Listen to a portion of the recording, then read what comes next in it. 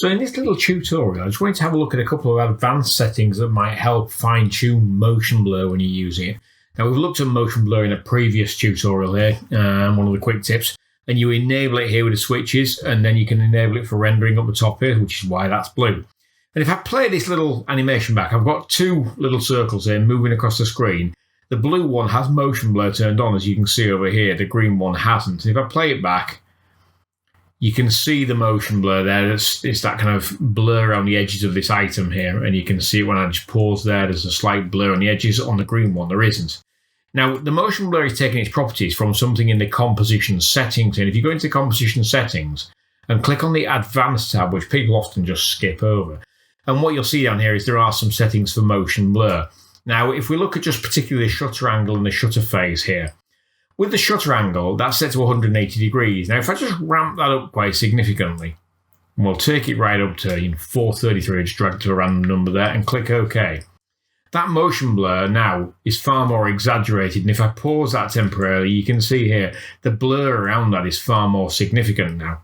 Similarly, if I went back into composition settings and turn that right down, so let's go back to advanced, and we'll take it right down to kind of a much lower figure. We'll go down to kind of, I don't know, 5 degrees, for example. You can see over here the blur is virtually non-existent now.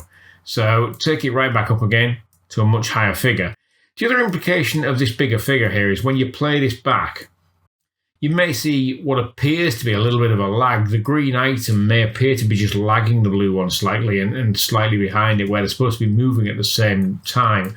And if I over-exaggerate that significantly, let me just go into the composition settings again, back to advanced, and we'll take that right up to the maximum 720 degrees there. When I play this back, you'll see the green one will appear to lag the blue one quite significantly now because of the motion blur. And what I can do to try and fix that is in the composition settings, if I'm having this problem, and I'm not suggesting for a second you should take everything up to 720 degrees, it looks a little crazy, and quite often the 180 degrees, which is the default there, is fine. But if you do have that and it appears to lag behind, use the shutter phase setting and just decrease that even further. We'll take it down to, say, 272 degrees there. And what you should find is when you play that back now, the green one doesn't appear to be lagging quite so much. It appears to be keeping pace with the blue item all the way through that, you can see. Whereas when you're doing that and you've set that to the lower setting and it's down to, say, -90, for example, you can see straight away that immediate jump there, and it appears to be slightly out of line now. They don't appear to be kind of synced up now, and it appears like the blue one is moving slightly ahead of the green one. So if you do need to fine-tune that to get it to appear more in line, it's in composition settings, advanced, and the shutter phase setting will allow you to have those appear a little bit more in line. You can see there as I'm decreasing that shutter setting, it's moving back into what appears to be more in line.